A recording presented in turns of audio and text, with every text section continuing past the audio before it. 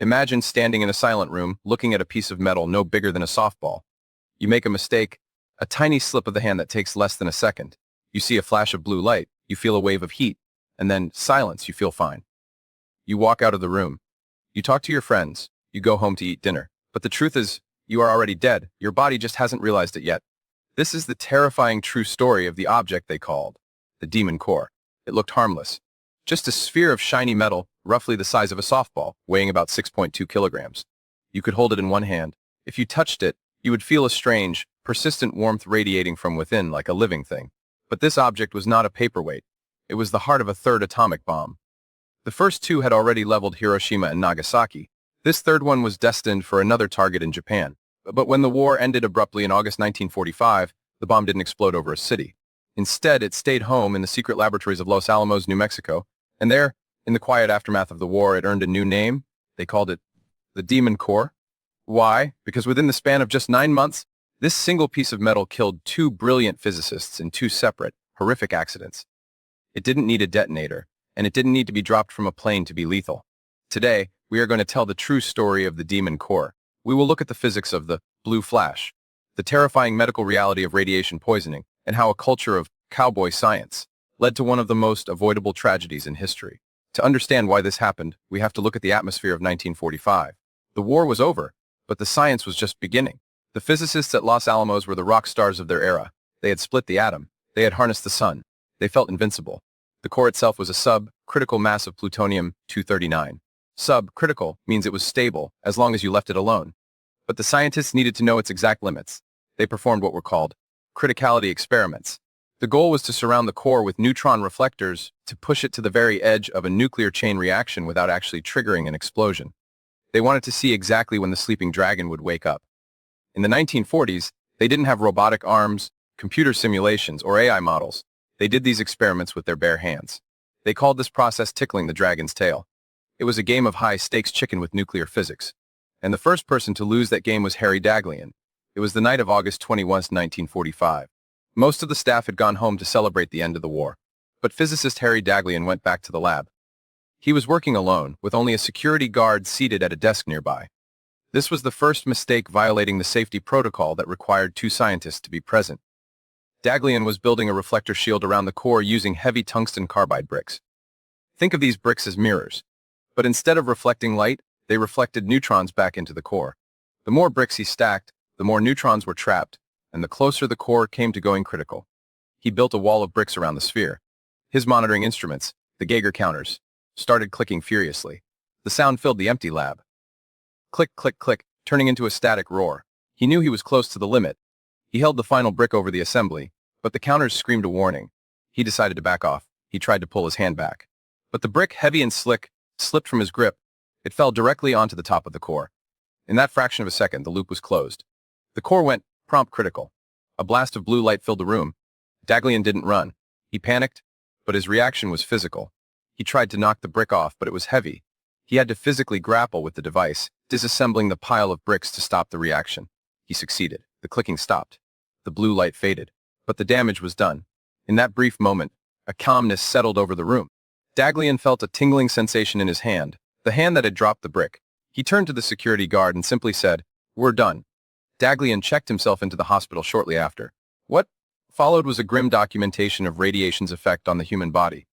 His hand, the one that touched the brick, turned black and blistered as the cells died. He survived for 25 days, dying in agonizing pain as his organs failed. You would think this tragedy would stop the manual experiments. You would think Los Alamos would lock the core away or ban these hands-on tests. But they didn't. The pressure to understand the weapon was too high. Enter Louis Slotin. Louis Slotin was a different kind of scientist. He was brilliant, yes, but he was also known for his bravado.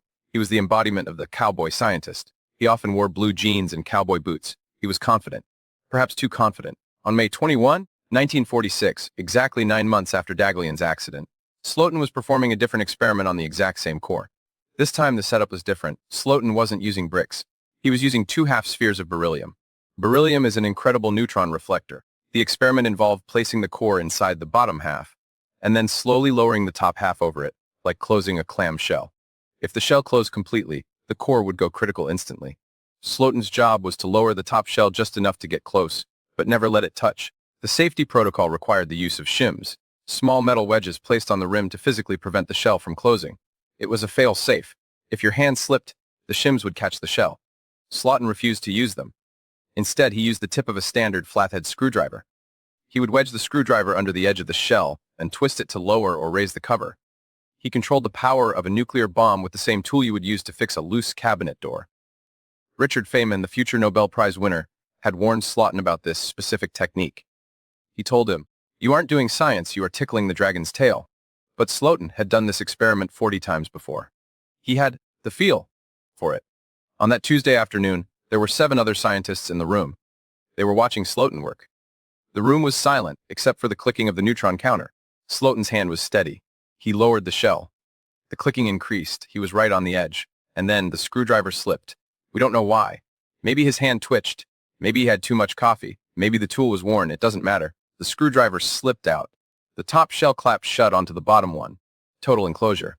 The air in the room instantly turned blue. Let's pause here to explain that. Blue flash. This wasn't a special effect. This was physics in its most violent form. The core released such a massive burst of radiation that it stripped the electrons from the oxygen and nitrogen atoms in the air. The air itself became ionized plasma.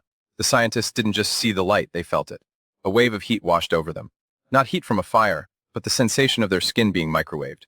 Some reported a sour, metallic taste in their mouths. The taste of ozone created by the radiation. Slotin reacted instantly. Driven by adrenaline, he jerked his hand up and flipped the beryllium tamper off the core. It clattered onto the floor. The reaction stopped. The whole event lasted less than a second. The room fell silent. The blue glow faded. But the air was heavy. Slotin stood up. He looked at his colleagues. He knew the physics better than anyone. He knew exactly where everyone was standing and how much dose they had received. He reportedly said, "Well, that does it." He ordered everyone to mark their positions on the floor with chalk, so doctors could calculate their distance from the core. He knew he was a dead man walking. He had just absorbed a massive burst of neutron radiation, far more than Daghlian had. This brings us to one of the most terrifying concepts in medicine, the walking ghost face. Immediately after the accident, Slotin went outside and vomited. This is the first sign of acute radiation syndrome. But shortly after, he seemed to recover. This is the Latin face. The patient feels fine. They can talk, eat, and joke. But it is a lie. Inside, the radiation had shattered his chromosomes. His bone marrow was destroyed. The lining of his intestines was stripping away. His body had stopped producing new blood cells. He was biologically dead. His brain just hadn't received the memo yet. When the latent phase ended, the decline was horrific. His white blood cell count dropped to 0. His skin began to peel off in layers. His internal organs failed one by one. He was kept in an oxygen tent, fully conscious of what was happening to him. He discussed his own disintegration with the doctors, analyzing his own death as his final scientific experiment. Louis Slotin died 9 days later. The 7 other scientists in the room survived, but their lives were shortened. Alvin Graves, who was standing right behind Slotin, suffered from radiation sickness and chronic health issues for the rest of his life. Slotin's body had acted as a shield for them, absorbing the brunt of the blast. In a way, his quick reaction saved them, even though his negligence had put them in danger in the first place. A common question people ask is, why didn't it explode like the bomb at Hiroshima? The answer lies in thermal expansion. The core heated up so fast that the metal physically expanded. This pushed the plutonium atoms apart just enough to stop the chain reaction before it could become a full-blown nuclear yield. It was a fizzle, not a boom. But the radiation released in that fizzle was enough to kill. After Slotin's death, the era of cowboy science was finally over. Los Alamos banned all hands on criticality experiments. From then on, these tests were done by remote-controlled machines in shielded vaults, quarter of a mile away from the scientists. They built a machine specifically for this, humorously named Lady Godiva, because it was unshielded. As for the demon core itself, it was never used in a bomb dropped on an enemy. It was eventually melted down and recycled into other cores for use in Operation Crossroads nuclear tests. It never detonated in anger. It never destroyed a city, but it serves as a dark, permanent reminder in the history of physics. It reminds us that intelligence is not the same as wisdom. It reminds us that the line between a scientific breakthrough and a fatal disaster can be as thin as the tip of a screwdriver. The demon core is gone, but the lesson remains: you can study the forces of nature, you can harness them, but you must never, ever disrespect them. What do you think? Was Slotin a hero for reacting fast enough to save his colleagues, or was his negligence unforgivable? Let me know in the comments below. If you enjoyed this deep dive into nuclear history, please hit that like button and subscribe for more stories from the edge of science.